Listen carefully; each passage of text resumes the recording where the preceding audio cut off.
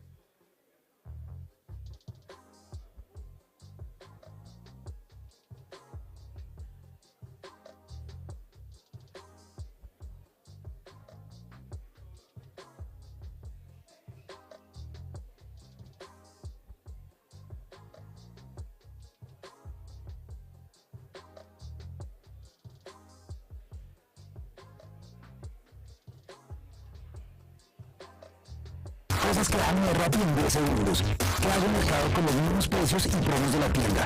Y yo le doy play a la...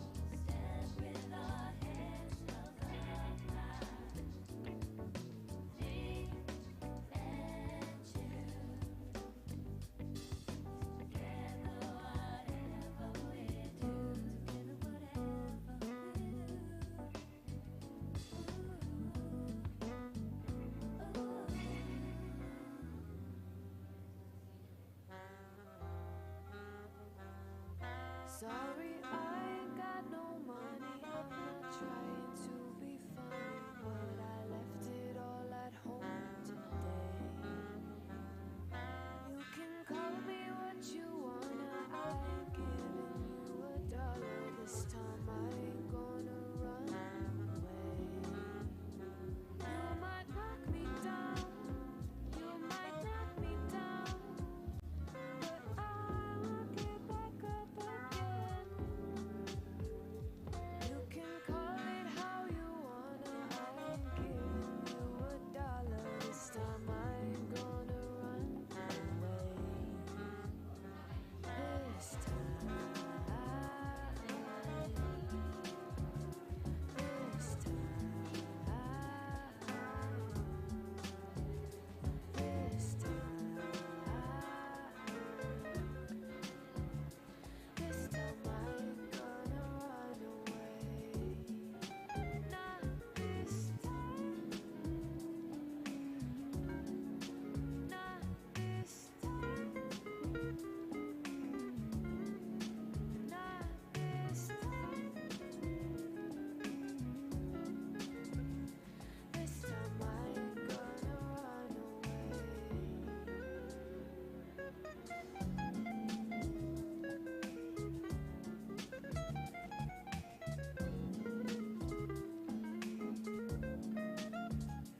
Sorry, I ain't got no money. I'm not trying to be funny, but I left it all at home today. You can call me what you wanna. I ain't giving you $1 this time. I ain't gonna run away. You might knock me down. You might knock me down. But I will get back up again. You can call it how you wanna. I ain't giving you $1 this time. I ain't gonna run away. This time. This time. This time. This time I ain't gonna run away. Not this time. Not this time. This time I ain't gonna. Not this time. Hola, hola. This time I ain't gonna run away. Hola, hola. ¿Cómo se prende? ¿Cómo se apaga? El botoncito. Sí, y los dejamos apagados. Por mí. Tranquilita. No, tranquilo.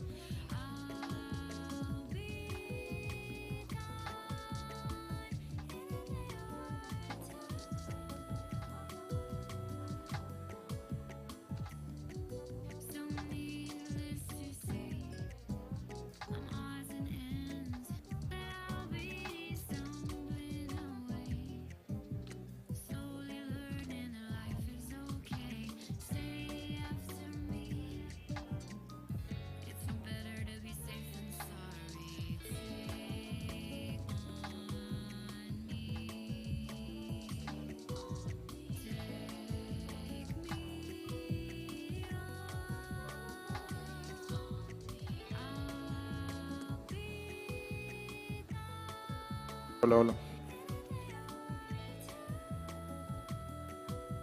Cata. Hola.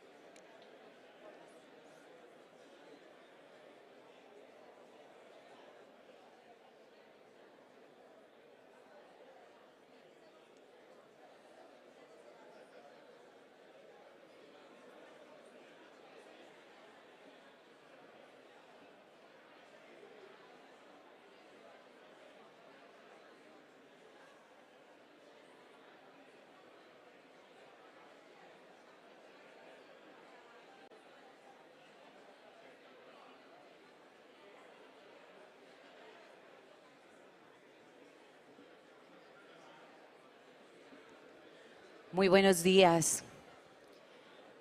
En contados minutos daremos inicio al evento. Les pedimos ir tomando asiento en el auditorio. Muchas gracias.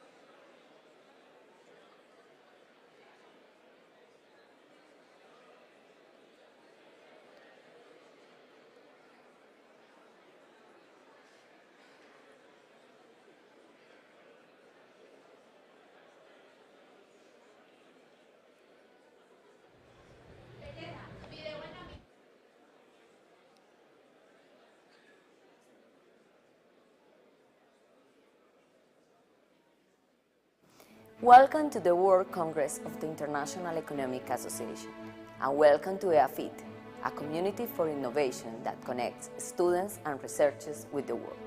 Our purpose is to inspire lives, create knowledge, and transform society. We are excited to have you join us for this world-class conference on the state of economics, its challenges, and how it can help us shape a more prosperous society. Please enjoy these 5 days. Antioquia es el departamento que más le aporta a la economía del país. Ha sido motor de la industria. Hoy además es referente en industrias creativas, no solo en Colombia, sino en el mundo entero. Aquí se han trazado sendas políticas públicas que han llegado a convertirse también en referente para el país. Les deseo todo lo mejor en este Congreso Mundial de Economía. Espero puedan cumplir todas sus expectativas. Esta es su casa. Siempre bienvenidos. Colombia has a long tradition of solid economics and of working alongside academia in order to improve the design of social and economic policy. EAFIT is an active part of that tradition, and as such, hosts the key discussions that influence the public agenda. We will surely learn a great deal from this World Congress and hope that the lessons learned will contribute to our development and progress. Like every 3 years, the World Congress is an opportunity to discuss the most pressing issues in economics, both old and new, and to search for answers and contribute with solutions. During these 5 days, we will explore all fields of interest, from education to inflation, from trade and jobs to technology. Thanks to all of our guests for joining us on this occasion, and enjoy the conference.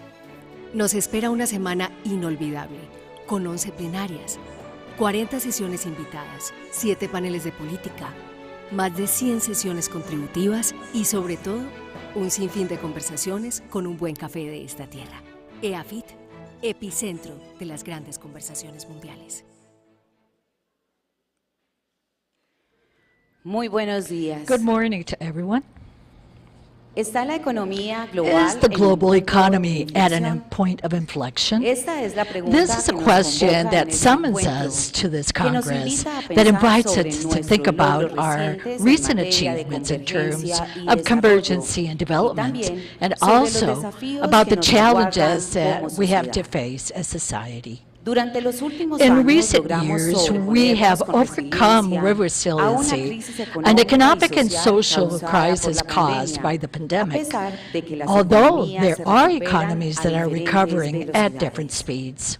Asimismo, Likewise, dedicamos we nuestros devote our esfuerzos a efforts to controlar la control inflación global global, un inflation, fenómeno a que phenomenon creíamos that we superado thought was hace años. overcome for Claro, years. And sure, hoy tenemos today el we have the reto de challenge cuidar of los taking avances de care la of the developments globalización of en un nuevo globalization escenario in a político new international internacional. political stage. Es en este contexto Within this que el Congreso context, Mundial de the la World Asociación Congress of the Internacional de Economía, IEA, al que les damos which la más we do cordial welcome, bienvenida, cobra is of especial utmost importancia. importance Para la to Universidad de EAFIT como University epicentro de as an grandes epicenter of conversaciones great y en discussions conexión and con los connections desafíos de la with humanidad, large es un verdadero challenges honor of human ser sede del encuentro kind. económico It's a true más honor importante to del host mundo. the most important Nos economic sentimos muy meeting. felices We de are acoger en glad nuestro campus to host on our las voces campus the más voices influyentes de that la are most economía influential of global economics. Saludamos a We'd todas like las to greet personas all y of the people and organizaciones que nos organizations acompañan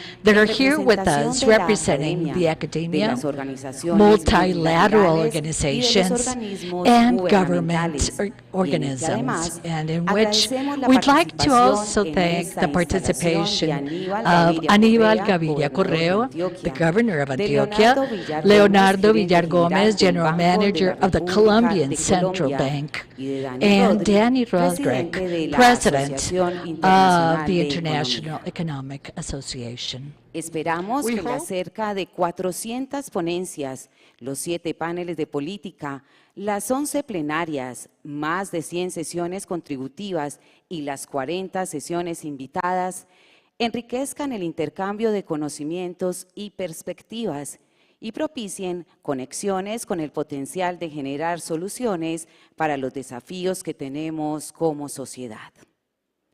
Para comenzar, le damos la palabra a Claudia Restrepo Montoya, rectora de la Universidad de EAFIT, quien nos compartirá unas palabras de bienvenida.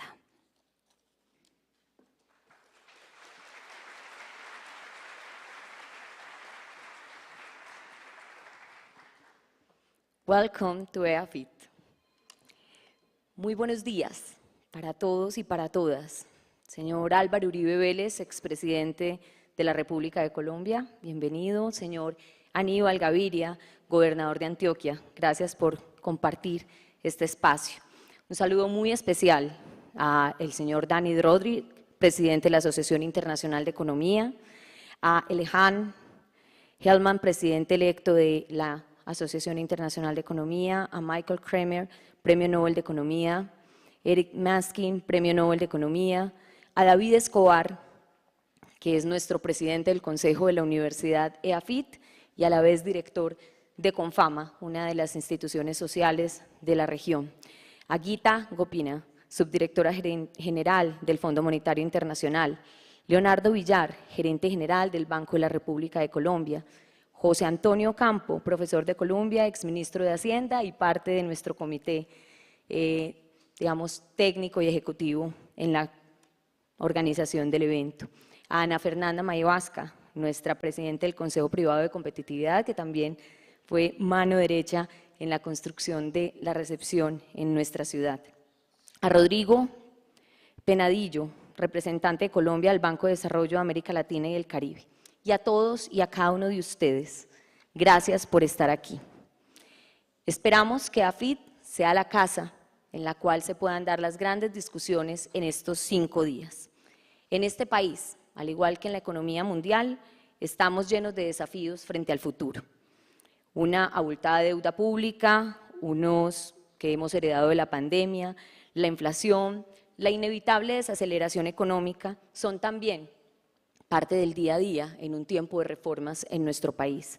Pero también debemos destacar que este ha sido un territorio donde por décadas se ha tenido una sólida política económica y unas fuertes instituciones que le han permitido no retroceder en sus conquistas sociales y que aún han superado épocas difíciles. En este contexto, es en el contexto en el que recibimos este 20º Congreso de la Asociación Internacional de Economía, de la cual nos sentimos altamente complacidos. Esta es una región, Antioquia y su capital Medellín, representada por ser creativa, ser pujante, ser transformadora. Hemos vivido momentos de oscuridad y también vivimos momentos de creación y de gran desarrollo. Esta región hace parte esencial de la historia económica de nuestro país. Ha sido, digamos, cabeza en el desarrollo y la prosperidad del mismo. Por eso, la tarea nuestra como Universidad de EAFIT, ubicada en este territorio, es hacer parte de las grandes conversaciones que contribuyan al desarrollo y sobre todo a la posibilidad de preguntarnos sobre los desafíos del mundo.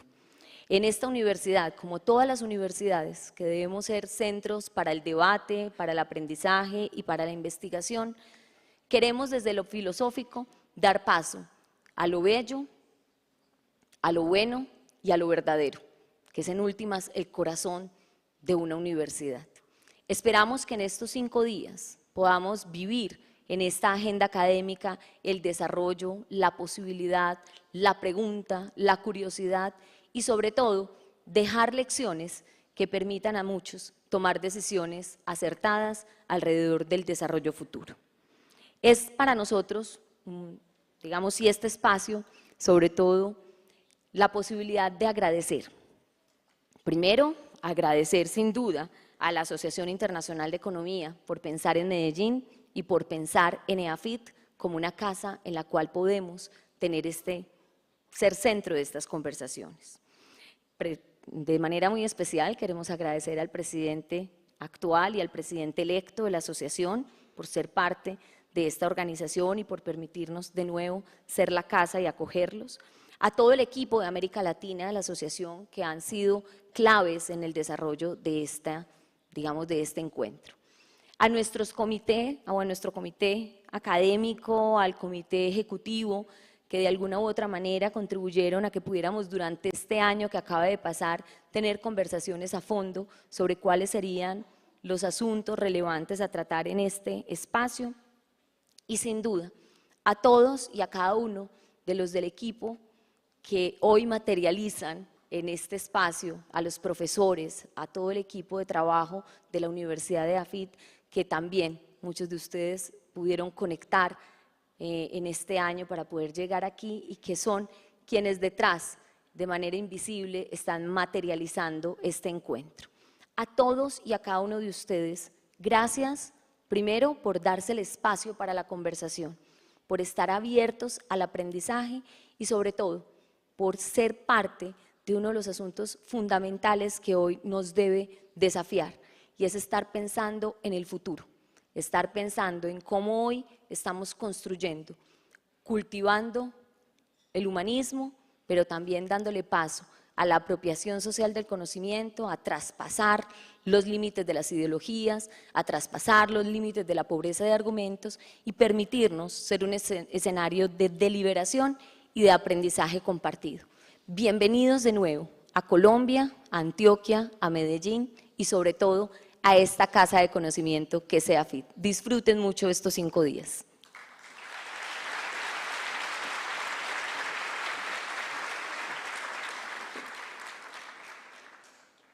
Muchas gracias, rectora. Ahora invitamos a subir al escenario a Leonardo Villar Gómez, gerente general del Banco de la República de Colombia, quien nos brindará unas palabras a propósito de este encuentro.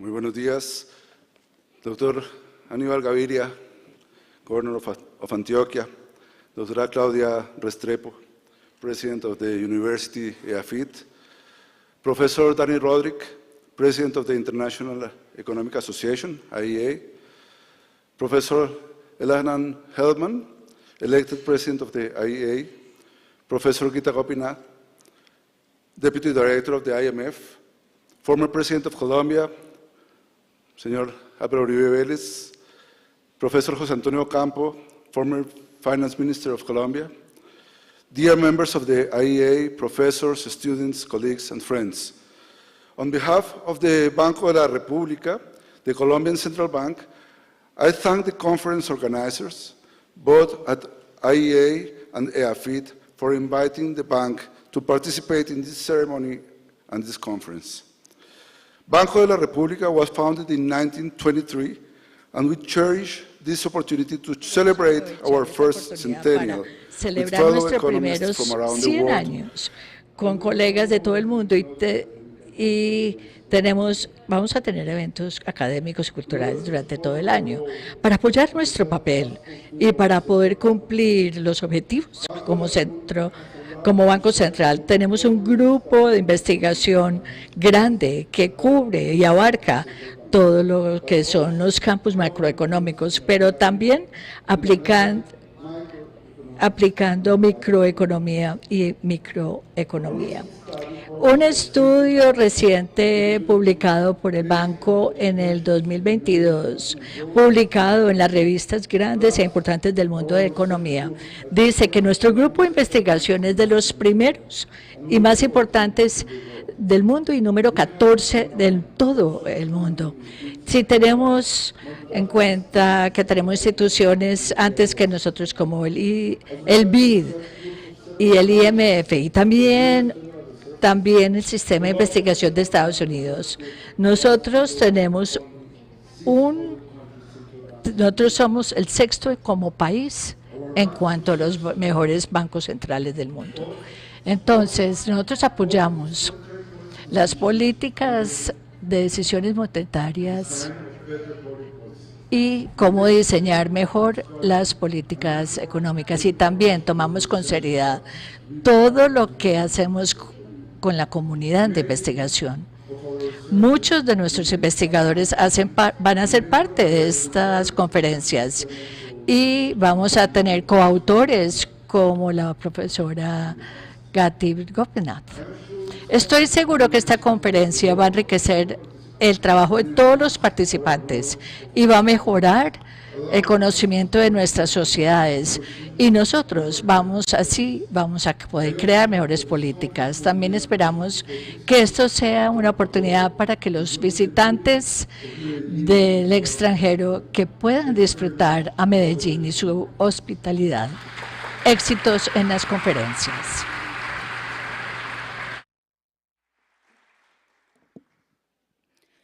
Nuestro agradecimiento al gerente general del Banco de la República de Colombia.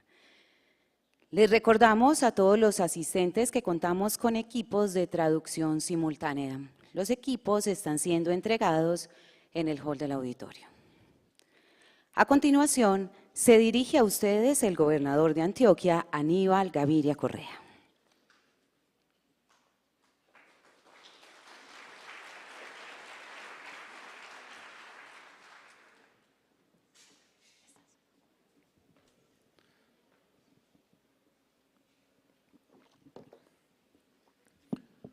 Bueno, un saludo muy cordial, un gran abrazo a todos y cada uno de los presentes en esta instalación del 20º Congreso de la Asociación de Economía Internacional. Saludo al presidente de la asociación, Dani Rodríguez, un saludo especial al expresidente de Colombia y nuestro coterráneo Álvaro Uribe Vélez, a la señora vicepresidenta del Fondo Monetario Internacional, Gita Gopinath,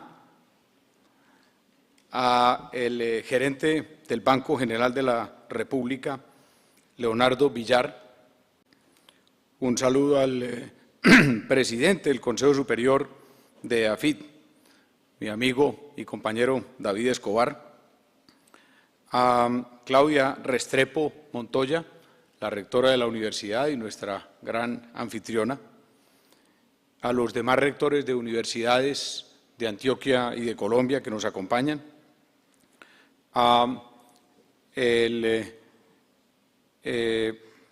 exministro de Hacienda, José Antonio Campo, a la presidente del Consejo Privado de Competitividad, Ana Fernanda Maigasca, a los compañeros del gabinete departamental. Quiero saludar también muy especialmente y dar un gran abrazo a César Tamayo Tobón, el decano de Escuela de Finanzas, Economía y Gobierno de la Universidad EAFID, y que ha sido gran motor y columna vertebral de este evento, lo mismo que a todo el equipo que lo ha acompañado, a los demás miembros de la universidad y a los estudiantes y asistentes, a todos un gran abrazo. Quiero, por supuesto, en primer lugar, reiterar a todos los visitantes internacionales y nacionales nuestra bienvenida a Colombia, nuestra bienvenida a nuestro departamento Antioquia y a nuestra capital Medellín. Esperamos y estamos seguros de que los antioqueños, que tenemos fama, y yo creo que bien ganada, de ser buenos anfitriones, hagan que su estadía en esta universidad, en esta ciudad y en este territorio sea no solo lo más productiva, sino lo más agradable y memorable. Quiero también aprovechar nuevamente para felicitar a Claudia, a César y a todo el equipo de la universidad por acoger este evento que sin ningún lugar a dudas nos da la oportunidad a Antioquia y al país de demostrar nuestros avances, también nuestros retos, pero nos da la oportunidad también, obviamente, de ser el centro de un evento de talla mundial y con proyección global. Pues obviamente cuando estaba como analizando qué compartir con un escenario de tan alto nivel y tan complejo, dije, hombre, hablar de economía para quien no es profesional de la economía puede ser un poco pretencioso y a lo mejor fuera de lugar. Entonces dije, pues no voy a hablar de economía, o por lo menos no directamente. Entonces dije, ¿de qué puedo hablar para aprovechar un escenario de esta envergadura? Y en última dije, pues, ¿qué voy a hablar si no es lo que he tratado de hacer y lo que he tratado de impulsar en mis más de 20 años como servidor público, en 2 ocasiones como gobernador de Antioquia y en una como alcalde de nuestra capital, Medellín? Y los 2 grandes retos que siempre me he planteado son de alguna manera los retos que considero que siguen siendo los retos de la humanidad. Retos, y creo que de alguna manera en esto me voy introduciendo en el tema que me dije que no me iba a introducir, de la economía. Retos que ni la ciencia económica, con todo respeto, pero con toda franqueza, ni los políticos ni la política, la ciencia política, hemos podido resolver. Hemos generado la capacidad de grandes creaciones de riqueza, tal vez nunca antes vistas en la historia de la humanidad. Hemos impulsado avances tecnológicos también increíbles, no para quienes vivieron hace 100 años, sino para quienes vivieron hace 40 o 50. Pero seguimos siendo sociedades tremendamente desiguales. El reto de la economía, de la ciencia económica, el reto de la política, de la ciencia política, sigue siendo la desigualdad. Enormes desigualdades entre nuestros países y enormes desigualdades al interior de nuestros países. De hecho, en mi sentir, los avances, algunos bien importantes que en los últimos años se han logrado en términos de disminución de desigualdades, en mi concepto, están mucho más ligados a los avances tecnológicos que a los avances de la política y aún de la economía.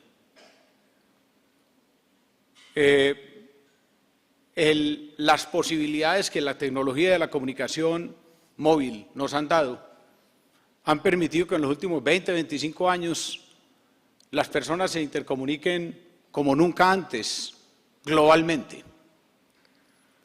Los avances también en la comunicación física. Eso, de alguna manera, ha favorecido a la base de la pirámide. Pero esos avances, repito con todo respeto, me parece que han correspondido más a el impulso tecnológico que a las propias decisiones políticas y a la rectoría de la economía. Pero mi gran, digamos, obsesión en el marco de las grandes desigualdades de nuestro territorio y de las grandes desigualdades de nuestra civilización es la que considero la mayor desigualdad, que es la desigualdad en el derecho o en el respeto por la vida. No voy a hablar aquí, por ejemplo, de las grandes desigualdades económicas que para muchos es tal vez muy repetido. Tienen, por ejemplo, en el índice de que el 50% de la población del mundo apenas accede o es propietaria del 2% de la riqueza. Con ese solo índice y muchos otros similares, uno ve la dimensión de nuestras desigualdades. Pero para mí es mucho más aberrante la desigualdad en el derecho, en la protección, en el cuidado de la vida. Y me parece que para mostrar la gravedad de esa desigualdad, 3 o 4 cifras que en mi sentir son contundentes. En los 3 años de la pandemia del COVID-19, el reto más grande que de ese tipo hemos tenido en los últimos 100 años y tal vez uno de los 3 más grandes en los últimos 2 milenios en la historia de la humanidad. En esos últimos 3 años de la pandemia murieron aproximadamente 7.5 millones de personas en el mundo.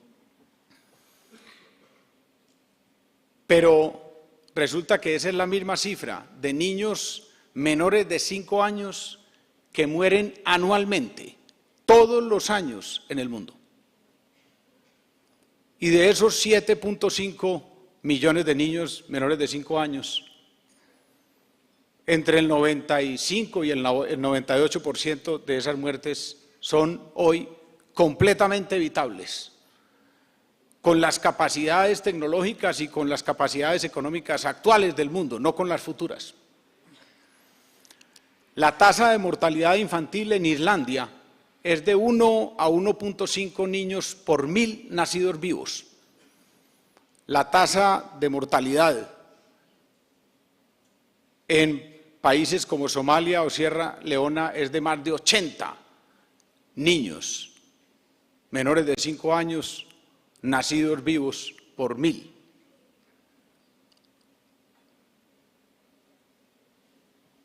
La desigualdad más grande, la desigualdad en el derecho a la vida. Y una desigualdad que está relacionada con todos los avances, incluido muy fuertemente el avance de la economía y la posición económica de cada una de las sociedades. La esperanza de vida en países de alto nivel de ingresos es la más alta. La esperanza de vida en países de bajo nivel de ingresos es la más baja. Tenemos esperanzas de vida de 85 años o más en Japón, en Noruega, en Finlandia, en España, y tenemos esperanzas de vida 30 años menores de 55 años en Somalia o en Sierra Leona. Una persona que nace en Japón tiene la expectativa de vivir 85 años o más. Una persona que nace en Somalia, 55 años. Casi el 50% más en Japón de lo que una persona tiene expectativa de vivir en estos países.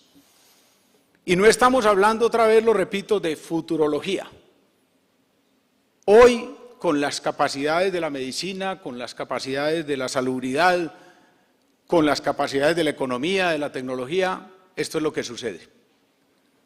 Millones y millones de niños, millones y millones de jóvenes mueren anualmente en el mundo por causas todas evitables y evitadas ya en otras ciudades, en otros países, en otros territorios.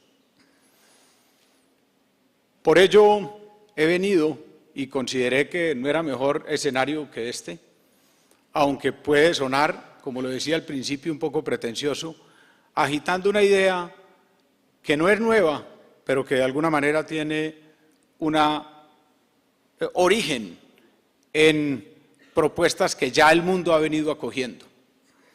Los Objetivos de Desarrollo del Milenio de la ONU, los Objetivos de Desarrollo Sostenible, ahora para el año 2015-2030, son uno de los avances más importantes de la humanidad en la búsqueda de propósitos comunes, propósitos globales comunes.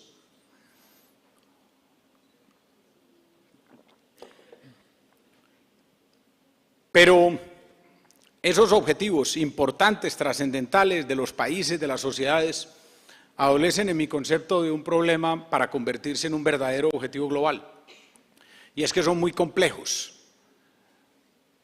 Yo diría, si le pregunto aquí a este auditorio, creo que puedo decir a cualquiera que me recite los 17 Objetivos de Desarrollo Sostenible, creo que no hay ninguno que lo haga sin la ayuda del teléfono móvil, que es el adminículo para todas las soluciones. Necesitamos un objetivo que no solo sea de los estados, un objetivo que no solo sea de las organizaciones multilaterales, sino un objetivo que sea global, de los ciudadanos.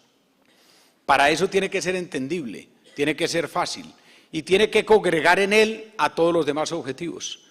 Y la propuesta nuestra es un objetivo global. Y el objetivo global es la esperanza de vida. El índice de competitividad global es prácticamente totalmente proporcional con la esperanza de vida. Los países con el índice de competitividad global más alto, exactamente los países con la esperanza de vida más grande. y los países con el índice de competitividad más bajo, igualmente la esperanza de vida más baja. Esperanza de vida de 90 años o más para la humanidad para el año 2050. Ya la humanidad ha venido recorriendo el camino, además, de un objetivo global único en términos de la protección ambiental, que es carbono neutro para el año 2050. Un objetivo que yo creo que es supremamente importante y supremamente ambicioso.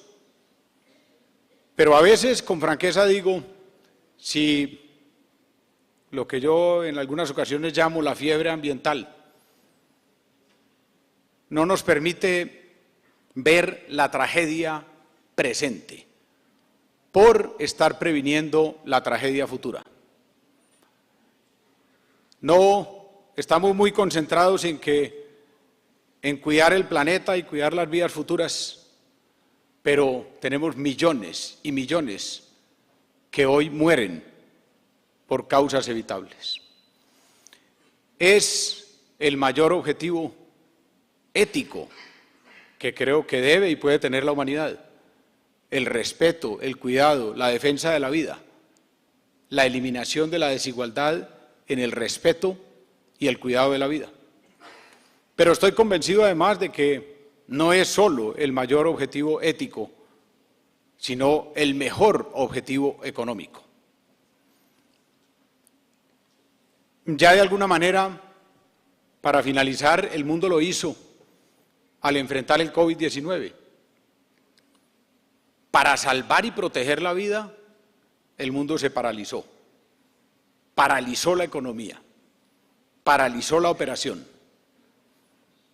Si lo hicimos por 2 años para salvar millones de vidas, ¿por qué no lo hacemos en forma constante para salvar estructuralmente millones de niños y de jóvenes, sobre todo, que mueren anualmente?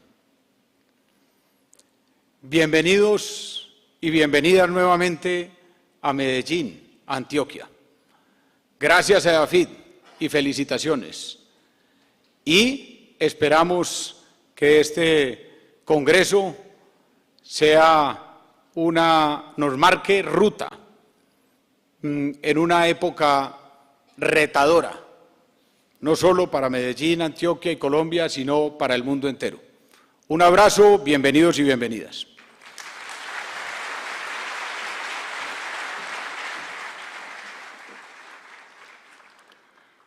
Muchas gracias, señor gobernador. Por último, invitamos a Dani Rodríguez, presidente de la Asociación Internacional de Economía, quien nos compartirá unas palabras y nos hará el honor de realizar la introducción de nuestra primera plenaria sobre cómo preservar la cooperación en medio de la fragmentación geoeconómica, a cargo de Gita Gopinath, primera subdirectora gerente del Fondo Monetario Internacional.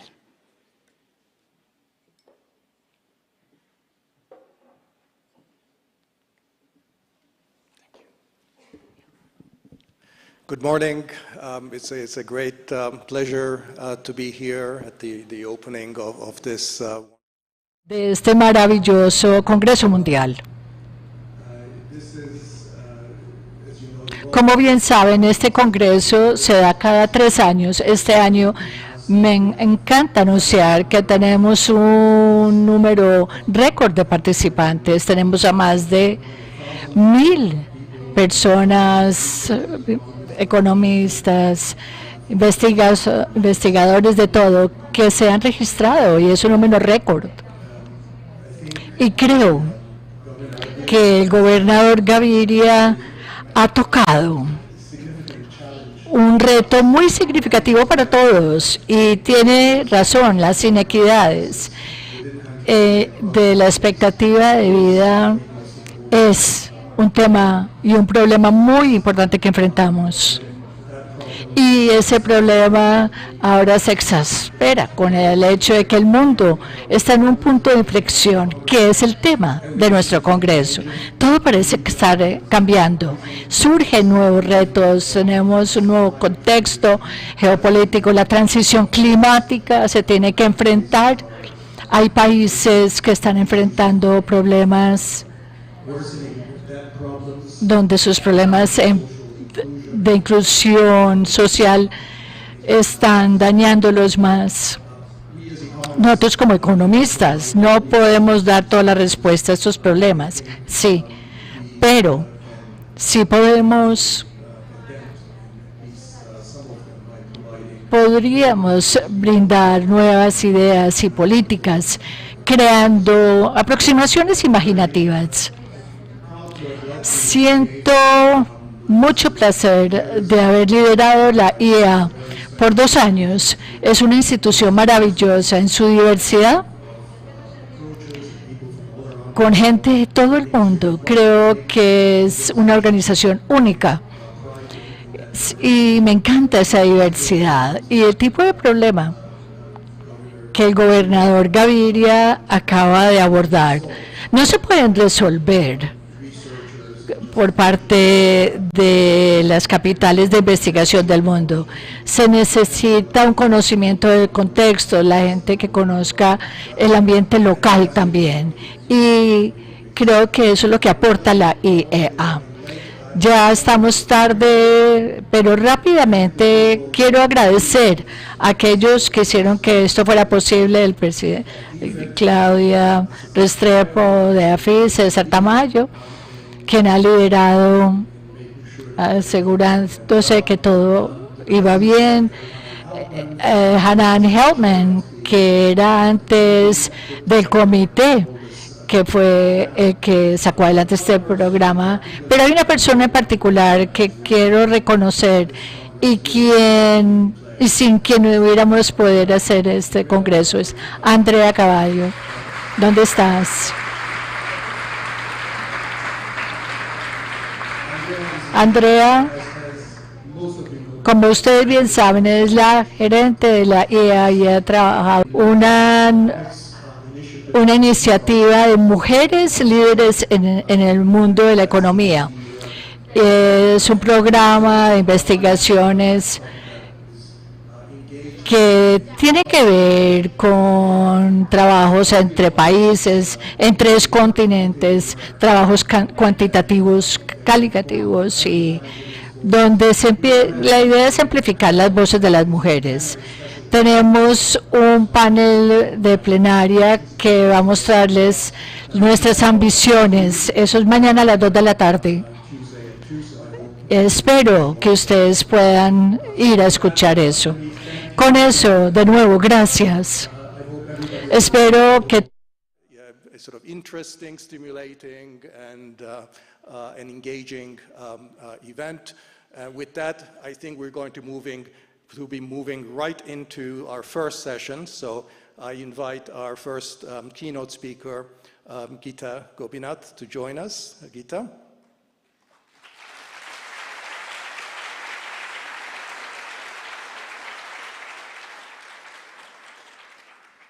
Gita, I'm not going to say much about Gita. There are people who are very accomplished academics. There are people with lots of policy experience. There's really very, very few people who've attained a degree of distinction in both those worlds, research and policy, at such a young age. And Gita, as you know, her official title is First Deputy Managing Director of the IMF, but that's really what it means. She's number 2. And she has been really at the center of all the major challenges of the last few years coming out of COVID. And I really look forward to her presentation. She'll talk about maybe 25 minutes or so, and then we'll have a little bit of an exchange, and then time permitting, we'll take a few questions from the audience as well. Gita?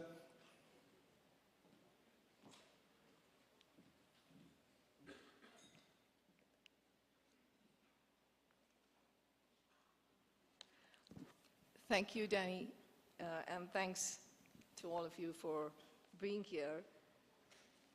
It is a real honor to speak at the 20th World Congress of the International Economic Association and to see several of you here who I've known for many years and also very prominent thinkers in the audience, I think makes this a particularly exciting opportunity for me to give this talk. Thank you. The overarching question of the Congress is, are we at a turning point? I believe we are. In fact, I will take this Congress's question a step further and ask, are we on the brink of Cold War II? The historian Neil Ferguson argues that we already are. If so, what would that mean for the global economy? And how can we preserve the gains from economic cooperation within a more fragmented world? To answer these questions, I will first briefly trace the history of cross-border trade relations during the 20th century. I will then examine the parallels and differences between the Cold War and what we see now. I will describe the signs of fragmentation that we see in trade and investment data so far and discuss the potential economic costs should the fault lines deepen. Finally, I will offer 3 principles for protecting economic cooperation in a more fragmented world. Pandemic, war, and growing tensions between the 2 largest economies of the world, the US and China, have undoubtedly changed the playbook for global economic relations. The US calls for friendshoring, the EU for de-risking, and China for self-reliance. National security concerns are shaping economic policy worldwide. Meanwhile, the global rules-based system was not built to resolve national security-based trade conflicts. So we have countries strategically competing with amorphous rules and without an effective referee. Now, there are benefits for countries of this playbook as they attempt to de-risk their supply chains and strengthen national security. But if not properly managed, the costs could easily overwhelm these benefits and potentially reverse nearly 3 decades of peace, integration, and growth that has helped lift billions out of poverty. With the weakest, let me make sure the slide moves. With the weakest global growth prospects in decades, and with disproportionate scarring from the pandemic and war, slowing income convergence between rich and poor nations, we can little afford another Cold War. Let's start by looking at the history. This is not the first time that globalization has come under threat and geopolitical considerations have fragmented global trade and capital flows. There was an explosion of international trade during the long 19th century, a 125-year period beginning with the French Revolution in 1789. But the First World War brought that golden era of globalization to an abrupt end, with world trade collapsing as a share of income. The protracted economic hardship that followed the war paved the way for the rise of nationalist and authoritarian leaders that later plunged the world into World War II. After World War II, a fragmented bipolar world emerged with 2 superpowers, the US and the USSR, divided by ideology and political and economic structures. Poised precariously between them was a set of non-aligned countries. This Cold War period, which you see shaded in, I guess you can't see the gray over there, this Cold War period between the late 1940s and late 1980s was not a period of deglobalization, as it was marked by rising global trade to GDP, driven by the post-war recovery and the trade liberalization policies adopted by many countries in the Western Bloc. However, it was a period of fragmentation, as trade and investment flows were heavily shaped by geopolitical considerations. Trade between opposing blocs collapsed from around 10 to 15% to less than 5% of global trade during the Cold War.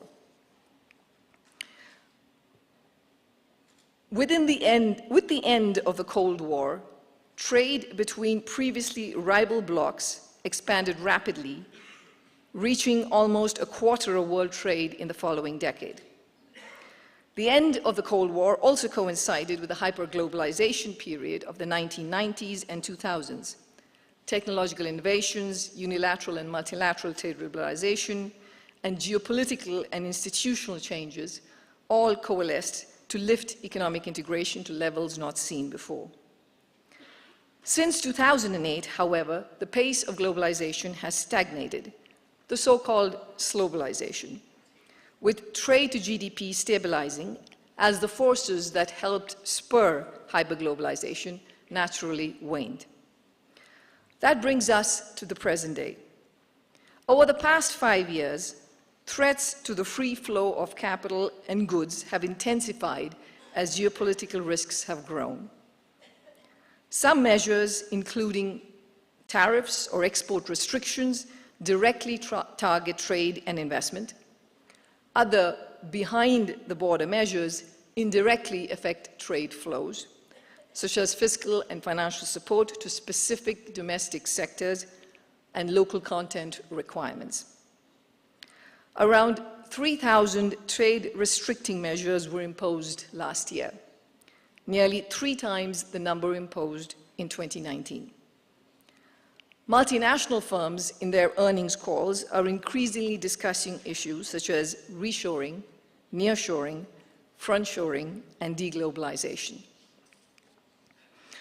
So are we at the beginning of Cold War II? The key driving force is similar. That is the ideological and economic rivalry between two superpowers. In the Cold War, it was US and Soviet Union. Now it is the US and China. But the stage on which these forces are unleashed is fundamentally different along several dimensions. To start, the degree of economic interdependence between countries now is higher, as economies have become much more integrated into the global marketplace and through complex global value chains. Global trade to GDP is now 60%, compared to 24% during the Cold War. This will likely raise the costs of fragmentation. There is also greater uncertainty on the bloc with which countries may choose to associate. Within-country swings in the ideology of political leadership have increased compared to the Cold War era and make it difficult to pin down allegiances. This uncertainty can further raise costs. On the other hand, the potentially non-aligned countries now have greater economic heft in terms of GDP, trade, and population. For the current period, the analysis considers 2 hypothetical blocks based on countries' voting patterns in the UN and include predominantly the US and Europe in the Western Bloc and China and Russia in the Eastern Bloc, with the rest of the countries considered non-aligned. In 1950, the Western and Eastern blocs together accounted for roughly 85% of global GDP. The 2 blocs that we hypothetically have today account for roughly 70% of GDP and only 1/3 of the world's population. And they have to compete with non-aligned emerging players. Given their increased economic integration, in 2022, more than half of global trade involved a non-aligned country. The non-aligned countries can serve as connectors between rivals. They can benefit directly from trade and investment diversion in a fractured global economy and cushion the negative effect of fragmentation on trade, thereby reducing its costs. Let's next examine the facts about fragmentation.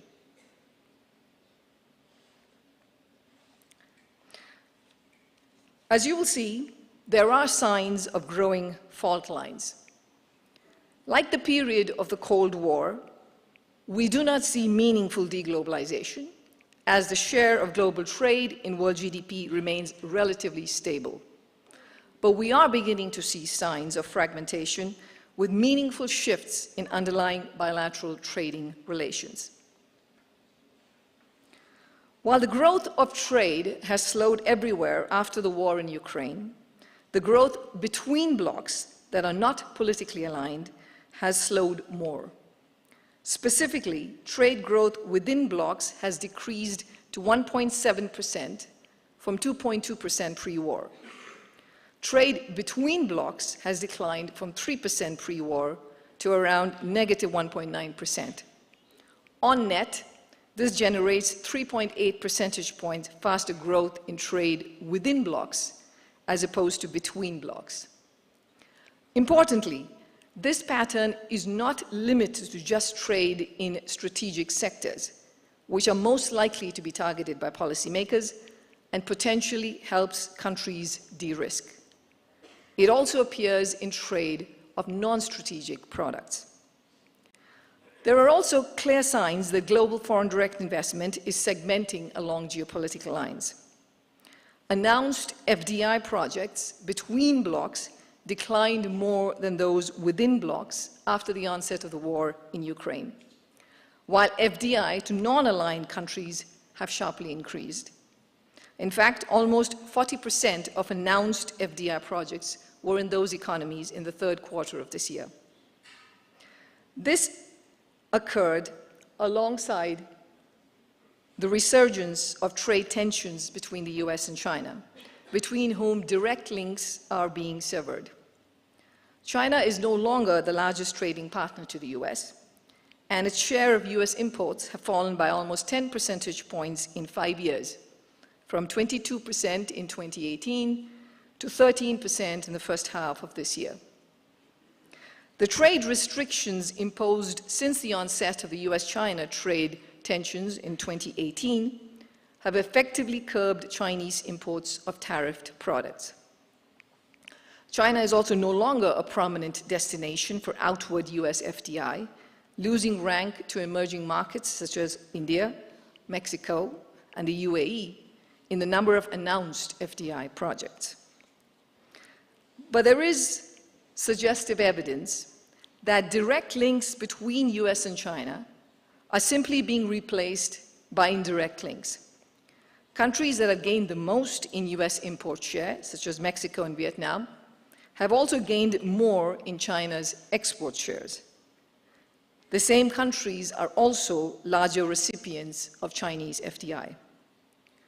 So there is growing anecdotal evidence of a set of connector countries that are uniquely positioned to benefit from the US strategy of de-risking from China.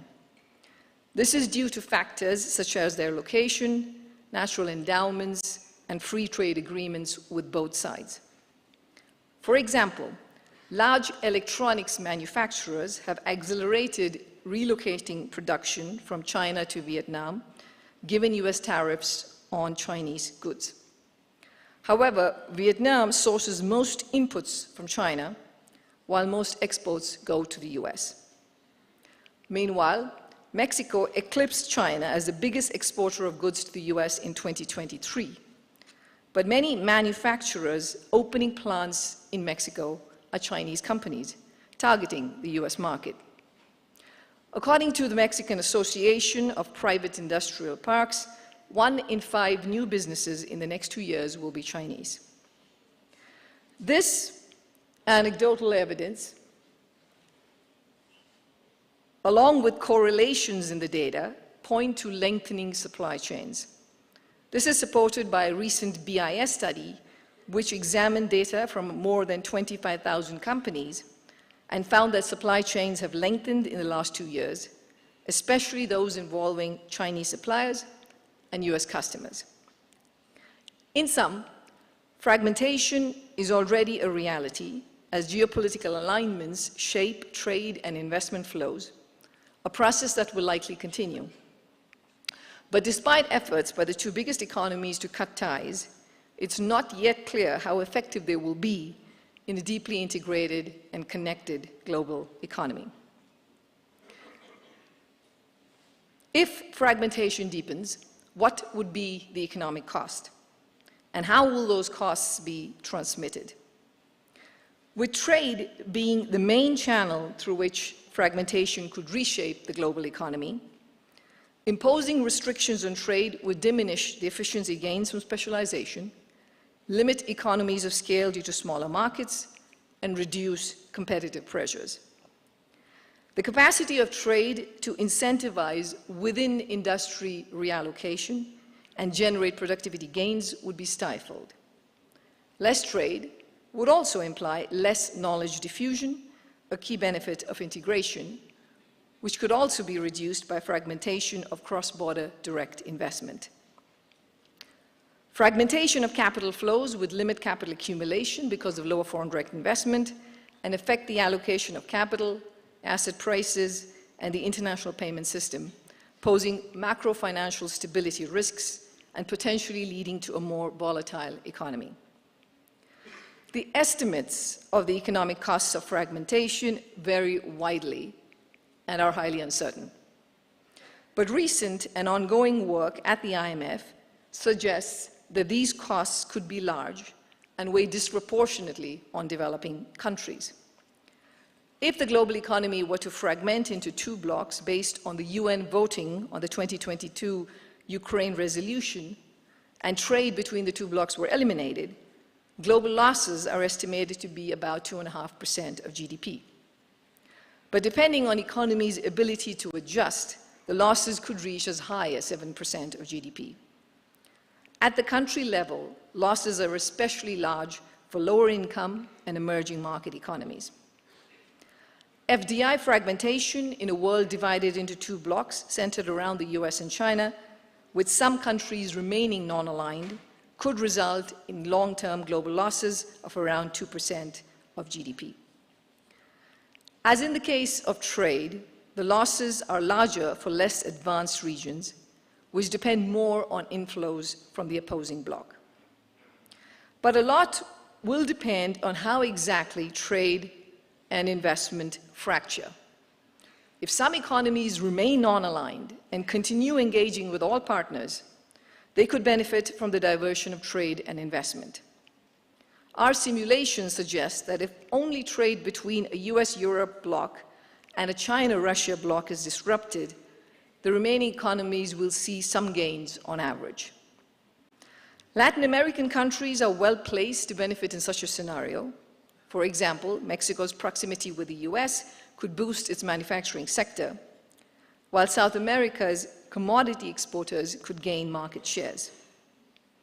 But if fragmentation worsens, even those who benefit from fragmentation in its mild forms could be left with a larger slice of a smaller pie in an extreme scenario.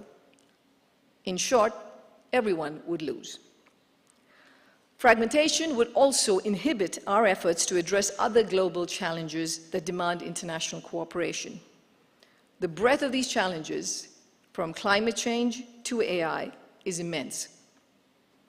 Recent IMF analysis shows that fragmentation of trade in minerals critical for the green transition, such as copper, nickel, cobalt, and lithium, would make the energy transition more costly.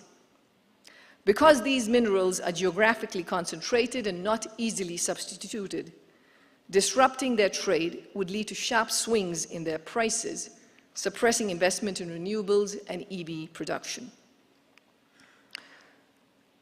So the question then is, what can policymakers do? At this turning point, policymakers face difficult trade-offs between minimizing the costs of fragmentation and maximizing security and resilience. Pragmatic approaches that preserve the benefits of free trade to the extent possible and safeguard solving global challenges while minimizing distortions are needed. The first best solution, of course, is to avoid fragmentation, but for the time being, this may be difficult to achieve. Absent the best-case scenario, we must work to avoid the worst-case scenario and protect economic cooperation in a more fragmented world. 3 principles can help. First, seek a multilateral approach at the very least for areas of common interest. For example, a green corridor agreement could guarantee the international flow of minerals critical for the clean energy transition. Similar agreements for essential food commodities and medical supplies could ensure minimum cross-border flows in an increasingly shock-prone world. Such agreements would safeguard the global goals of averting climate change devastation, food insecurity, and pandemic-related humanitarian disaster. Second, if some reconfiguration of trade and FDI flows is deemed necessary to de-risk and diversify, a non-discriminatory plurilateral approach can help countries deepen integration, diversify, and mitigate resilience risks. Policymakers should define broadly the set of partners and allies with which to deepen economic partnerships. Plurilateral agreements consistent with the WTO, such as regional trade agreements and joint statement initiatives, while clearly second best, could offer several benefits. These include economies of scale, greater market access, and diversified suppliers, among others. By updating the rules and keeping an open door policy, such agreements allow new partners to join when they are willing and able to commit to the agreement's rules and norms. Recent examples of regional trade agreements include the Comprehensive and Progressive Agreement for Trans-Pacific Partnership and the African Continental Free Trade Area. Several joint statement initiatives are currently underway, including on e-commerce, investment facilitation, and services domestic regulation. In December 2021, 70 WTO members agreed on a WTO-based plurilateral agreement on domestic regulation of services. Policymakers should target only a narrow set of products and technologies that warrant intervention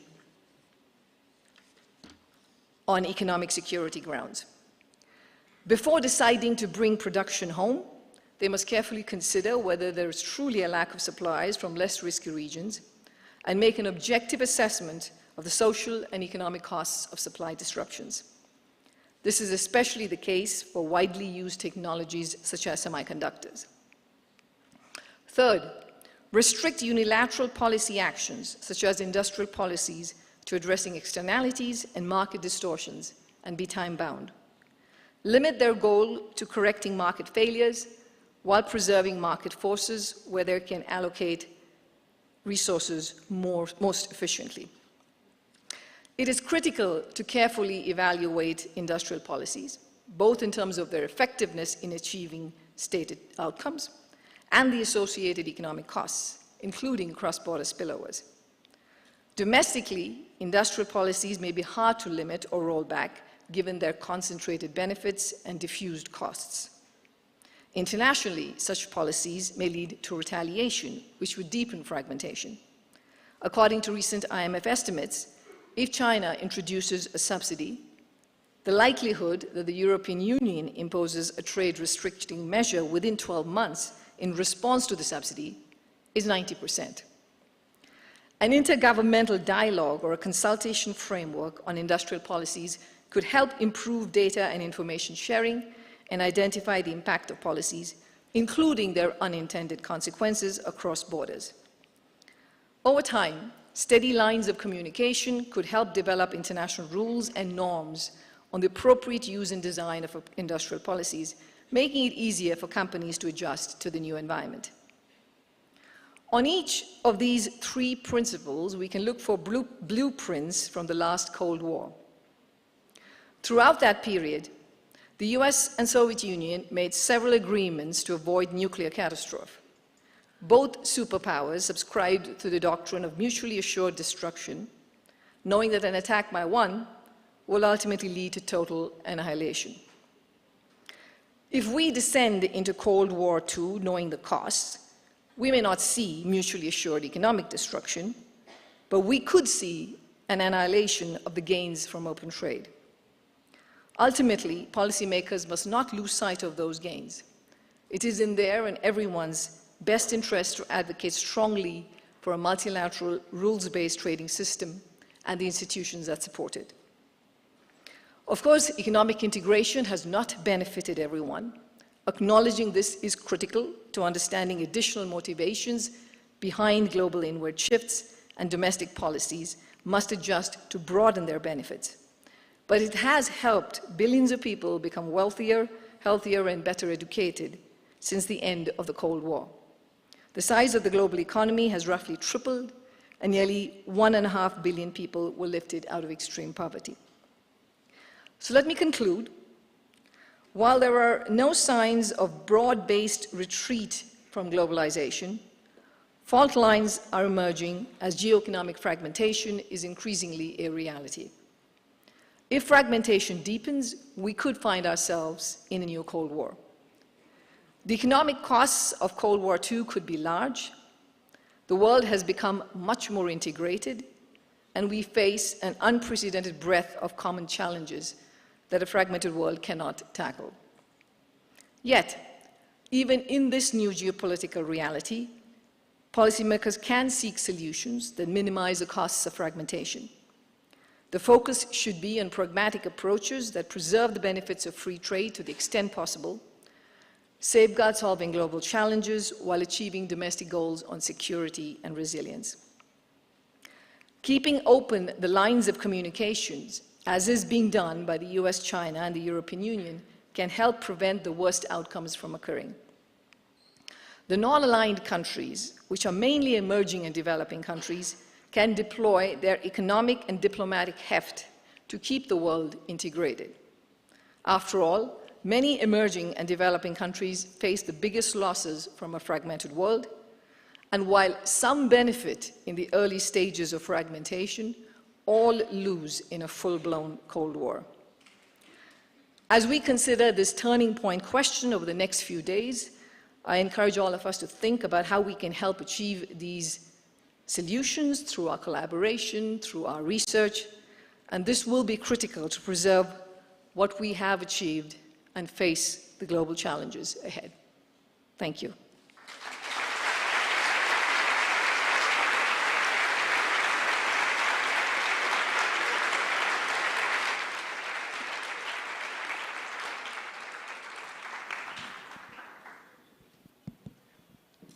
Thank you very much, Gita, for that wonderful presentation.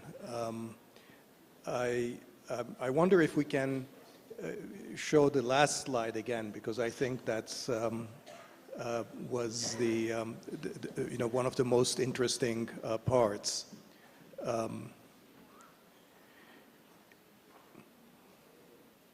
So I do want sort of for people to be looking at this while we have a little bit of an exchange.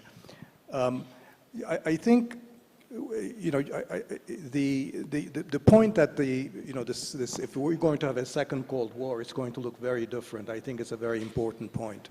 There was a sense in which the Soviet Union, the former Soviet Union, and the United States and the West could engage in this geopolitical competition and proxy by war in the developing countries without significantly harming the world economy, because their economic interactions between them was actually so little to begin with, coming out of the Second World War. So you could have, a fairly integrated, world economy, leaving, of course, the Soviet bloc aside, but sort of, relatively prosperous and expanding trade and long-term investment with very significant strategic and geopolitical competition between the Soviet Union and the West. Today, of course, it's hard to imagine what that would be, because if you have that kind of a strategic and geopolitical competition and a true Cold War with China, and that also translates into, and as it would have to, spills over into economic relations, and all economic relations start to be viewed from a zero-sum perspective as opposed to a positive-sum perspective that we're used to as economists, then everything becomes, weaponized for, for the purposes of geopolitical advantage, and that, as you stressed, would be very, very costly outcome for the world economy. Now, but there's, I think maybe the positive spin on that would be that precisely because there is so much interdependence to begin with, that, we're unlikely to see the kind of, sort of an extreme decoupling or, a de-risking that would really sort of significantly spill over into the, the bulk of consumer goods and intermediate goods and so forth, and maybe just, carve out some domains of national security interests sort of as areas of decoupling and de-risking, but most of the rest of the, trade with China still continue along those lines. So, do you see that as a possible outcome, that's, there's a kind of a demarcation of those relatively sort of narrower national security sensitive areas from the rest of the trade? That is the strategy that countries are following. I think, again, there is very good reason for countries to worry about supply chain disruptions, about resilience, about de-risking. I think there's no doubt about that. We have a world which is incredibly integrated down to the minutiae, and that could generate risk. So that, I don't think anybody is disputing that, which is why some of these policies can be helpful to build resilience. The aim is to target strategic sectors. The concern, and that's one of the points I made, is that you are seeing a decline in trade across the blocks. That's not just in the strategic sectors, but also in the non-strategic sectors. And it's that slippery slope that we have to prevent from happening. It is very hard because when you're in a world where you have more amorphous rules of engagement, I think companies will extrapolate from narrow considerations to wondering whether they should have a large amount of exposure to a particular country. So that spills over more generally into other countries, and we are seeing that in the data. The second piece, of course, is I think we have another parallel big transformation that's going on with artificial intelligence and technology, and that is seeping into every space of work that we do, and there is a risk that it's going to be hard to ring fence very narrow sectors. I'm going to ask Gita a couple more questions, but I will turn to the audience if you have some brief questions. I know this is a huge audience, and I don't know whether we'll manage to do that. But if you have a question that you want to ask, if you can, try to formulate it in as brief as possible over the next few minutes, then I'll turn to the audience. Let me ask you a question about this. That you said that, rightly, that trade and investment flows across blocks is going down, and that's as a source of concern.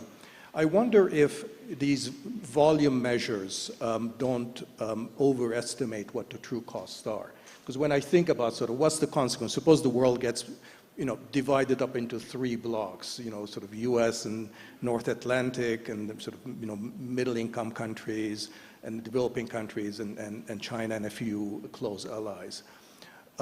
So the true cost of that in terms of, welfare or growth really would have to be what are the sort of losses in possible gains from trade. And those relate to things like, what are the sources of underlying comparative advantage, the possibilities of scale, and so forth.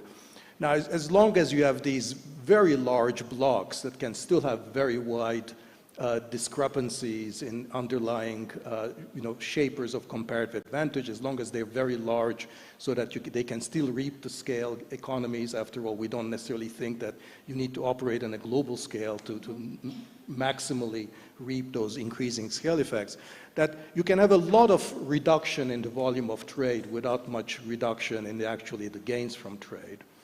And maybe, so I don't know what the mechanics of the IMF model there is, and maybe the fact that the gains that or the losses that you showed for the West is actually pretty small, and I presume that has to do something with that. They're really not losing a whole lot by just trading more with each other. Is that correct? Or? So the question of how costly all of this can be, you're right, at this point it is uncertain. We have simulations that can show the costs range from very low numbers, even for the world as a whole, to very large numbers, depending upon the form fragmentation takes, how many blocks there are, how entrenched are countries with each block. I mean, all of those matter, how substitutable the goods are. To ultimately end up with a calculation, all of those parameters matter. And so it is unclear. The risk for the reason that the losses are likely to be in any of these scenarios greater for emerging and developing countries as a whole, not for a specific country, but as a whole than for advanced economies is, first, they tend to rely more on trade with countries that are not necessarily part of that they have affinities with. And secondly, an important part of all of this economic interaction is transfer of knowledge. And they get hit harder when you don't get this transfer of knowledge. Another factor is, if you look at some specific sectors, I think we can become maybe a little more specific. Like, for instance, certain commodities. There it's very clear, there are certain places where you can mine these commodities. It's not going to be very easy to immediately duplicate that in some other part of the world. And so you can see the costs of that for the climate transition, for individual, especially for developing countries that also rely quite a bit on imports of these commodities. So one can get into narrower sectors and commodities and come up with a little more precise estimate, and those costs are still quite large and very worrisome. But you're right, I don't think anybody here should say that the minute you start worrying about de-risking, you're going to have a huge efficiency loss. I don't think that's the statement. So I'm going to keep us a little bit longer because we started later, so we have a half an hour coffee break, I think, so I'm going to go a little bit into the coffee break while we have, just can abuse, Gita's patience a little bit more. So one of the, as you just said, I think it's particularly important for the developing countries to keep trade and investments links open with the other blocs, because they would be the major losers. And I think that's sort of one of the key messages that I take from the numerical simulations is that how important it is for the developing countries to maintain links with both sides. And I think the importance of that, of course, is that they're going to come politically under increasing pressure to choose sides, right? I mean, the US is already engaged in it, and China will engage in it, and I think that's a source of major possible loss. Let me, just as a final question to you before I see if there are burning questions from the audience. On the third item here, on unilateral policy actions, I want to challenge you a little bit on this by sort of, drawing sort of a comparison with Cold War I or the Bretton Woods period, when in fact countries did have significantly more policy room to engage in these unilateral policy actions, including industrial policies, where the global disciplines were virtually non-existent. And yet this was a period, as your numbers showed, where trade and long-term investment expanded, and there was a lot of globalization that was taking place. It was a very, the environment, global environment was, sort of quite conducive to countries that were engaged in export-oriented industrialization, such as the East Asian tigers and so forth. So how much do we have to really be concerned about these unilateral policy actions when we have the experience of the Bretton Woods period, when in fact, allowing countries to solve their domestic economic and social problems through a lot of policy space did not do that much damage to the global economy? Yeah, obviously that period of Bretton Woods comes after the Second World War, and there was a whole lot that was involved with just recovering from two major wars. And so there was a lot of low-hanging fruit, I would say, in terms of getting that increase in trade and growth, and I think all of that is very valuable. In terms of kind of the range of unilateral policy actions, again, I'm going to pick one. I'm going to talk about industrial policies. you've thought about this. I think it's fair to say that the jury is still out on the costs and the benefits, and it is very hard. It's a very tricky exercise to truly identify and say, well, this policy helped the country in its growth. And you can also flip that around and say that you can't say that this policy was costly for this country either, right? So there's a lot that's unknown. But what we do know is that when you do industrial policy in a way, the way and you're a country where you start off with weak governance,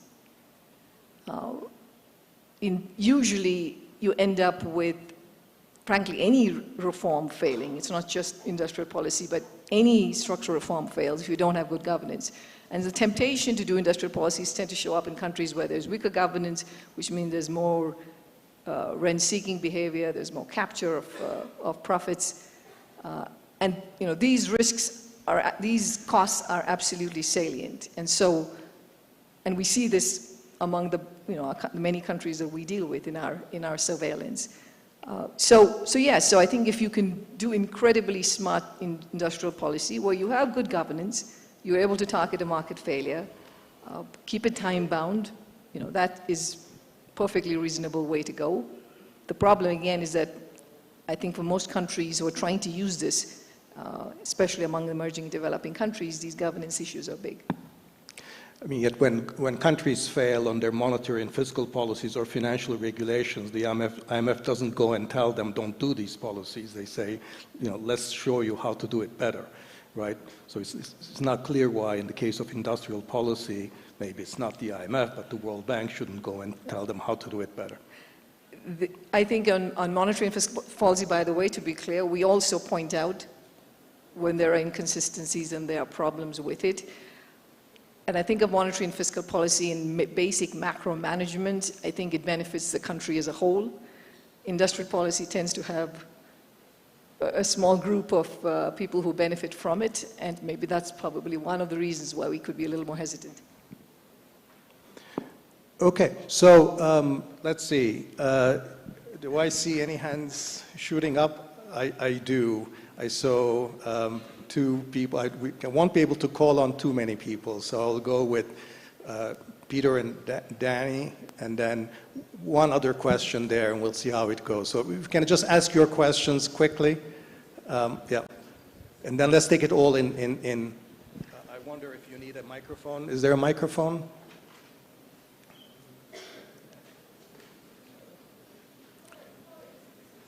And I think we'll have to stop with these because I do think people need a break. So why don't you start? Hey, here's the microphone coming on the back. Yep. Thank you very much. So you mentioned at the end of your talk you wanted to have advice for, what the various players could do within this disaster scenario that you're concerned about. Let me raise a set of issues, or one issue, which the IMF itself could and perhaps should do, and a topic that you did not raise as to what the IMF should do in this context. One way to address... Can you be very quick? Yes, because it'll be very quick. Yeah, thank you. Is to address the problems. In your programs, you almost universally raise primary surplus targets beyond best peer practice of countries in similar GDP per capita neighborhoods. That is significantly growth impairing over the medium term from the supply side. If you're worried from this framework about prospects for the developing world, something the IMF could do is stop prioritizing the preservation of debt in its programs and start prioritizing the preservation of growth. You comment. We'll take them all together. Thank you, Danny, and thank you, Gita, for a wonderful presentation. Danny Kwat, Lee Kuan Yew School of Public Policy, National University of Singapore. My question has to do with the Cold War analogy that you're drawing. Cold War I seemed to be characterized not just by there being minimal trade between the blocs, but actually Cold War I seemed to be a variable that was exogenous relative to trade. it was about one side saying we were for democracy and freedom and accusing the other side of being for tyrannism and totalitarianism. Today's Cold War, the way you've described this, has an interlink, not just because the two blocs trade so much, but because the issues that have emerged in the discussion of a Cold War are inextricably linked with economics. And I wonder if that factors into your modeling. Thank you. Thank you. One final question or comment, if you can be brief there, over there.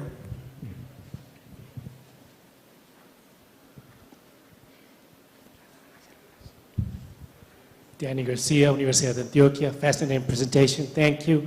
My question is, you talked about fragmentation. In terms of the GDP to trade indicator, what's our goal? What number? 80%, 90%, 60%, to be more specific. And secondly, the commanding heights. In developing countries, our worries are about the commanding heights. That's one element that's very important for us when it comes to international trade. Who owns the means of production is very important to us. Could you comment on that as well? Thank you. The means of production. What I mean is that in developing countries, for us, that's very important because that's going to condition the possibility of development for local communities. So the commanding heights are very important for us. Integration sometimes means that we will not have the property of those means of production. Thank you. So, Rita, I leave it to you to combine somehow these diverse questions and give us some concluding comments. Yeah, no, just very quickly, I think to the gentleman who asked about IMF's fiscal policy advisors as part of our program context, I think we're going to have a long engagement on this because we clearly see differently what the impact of this advice is on growth and relative to the counterfactual. So that I think we seem to be in different places there. The question on, Danny's question on economics being a bigger deal now, that's right. I think that's related to what Danny said, which is that is probably one of the reasons why the two superpowers remain engaged. They want to set a floor on relations because they have very close economic ties. So that certainly makes it much harder to simply just walk away. I think there are much closer ties in there. And then the third, and I think an important point which I made was that the so-called non-aligned bloc, which was much, in terms of its relative size and heft, was much weaker than it is now. And that makes a very important difference too. What should we aim for trade to GDP? I don't think there is such a, I'm not going to, if I step back, I'm going to say it's going to be a function of, the technologies that we have to be able to trade, the services, in the rules of the game, and so on. I don't think this period when we saw trade to GDP slow down, before what I described now, I wouldn't point to that and say that that was a terrible problem. I think it is, we had a period of hyperglobalization, but there are limits to how much more you can see trade to GDP going up. Now, I don't know whether this is the right number. We could see it going up more if we can get services trade to be done even more liberalized than we have right now. But you're right, I think it is for developing countries. In the past, it has been a source of important income. Economic integration has been a source of income that has helped raise different communities up. Not everybody has benefited, and that is an important challenge for governments to face. But exactly why emerging and developing countries should be using their diplomatic heft, their economic heft, to speak out on the global stage and make the case for economic integration. Thank you. Please join me in thanking Gita for the presentation, for giving us so much to think about.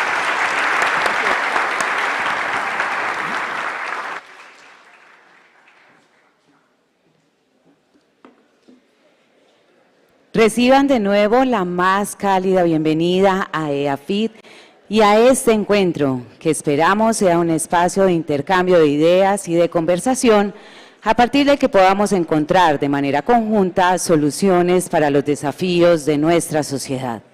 Una feliz tarde para todos.